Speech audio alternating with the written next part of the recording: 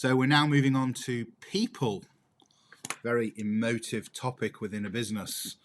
We can't live with them and we can't live without them. People are the inner strength that our business ultimately has. And without people and without the different varieties and cultures that come from our team, our business pretty much has got no identity. So understanding people is a really critical element within our business to ensure operationally that we get the best output from our people, which ultimately then transcends into everything else that we've been talking about. But owners tend to forget that culture is a massive issue if you've got people in the business who are not engaged. And just take, for example, service. So if we go to a restaurant and we have a really good experience, is that because the individual that served us, is that a choice? Have they chosen to be polite and attentive towards us? Or is that the culture of the organisation, that they want to do it, that they just feel that it's a natural way for them to communicate? Equally, likewise, what happens when people give us a bad experience or bad service? Is that a choice or is that cultural? And this is where it starts to become a little bit more complicated to actually define. Do people intentionally give bad service? It's probably unlikely. What they tend to do is to base it on what they have previously experienced themselves, because nobody, I don't believe, intentionally wants to do a bad job.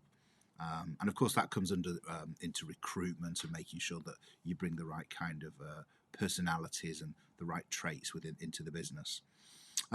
So, how do you feel that your business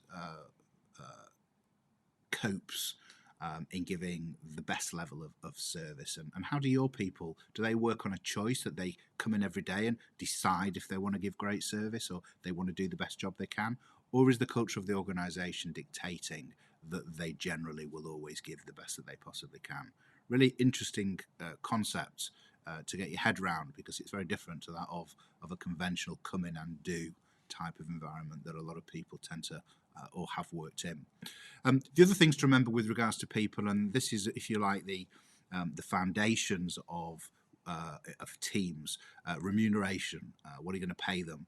Do you get away with paying as little as you possibly can? Or do you pay them slightly over the odds? And of course, that ultimately depends on the profitability of the business and other things associated.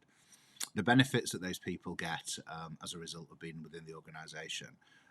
Reviews of performance. Very few business owners actually carry out a proper performance review. And if you were an employee and you were never told whether you were doing a great job or a good job, or you were only ever told off when things went wrong, would that impact on the way that you wanted to perform within your role? I suggest it probably does, and I think a lot of people miss a trick when it comes to performance reviews. And also, have you ever set the standards within the business? Do people actually know what is expected of them? What does the baseline look like, as we call it? Again, another important point to remember. And finally, when you bring somebody new into the business, how do you onboard them? Do you just give them a desk and a computer and say, crack on?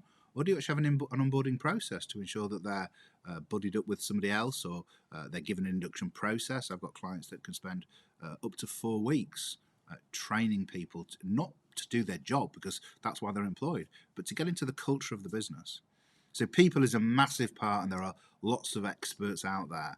But for the purposes of what we're trying to achieve here, understanding and putting the right things in place is really, really important to making sure that we've got the best option to be able to drive our businesses forward.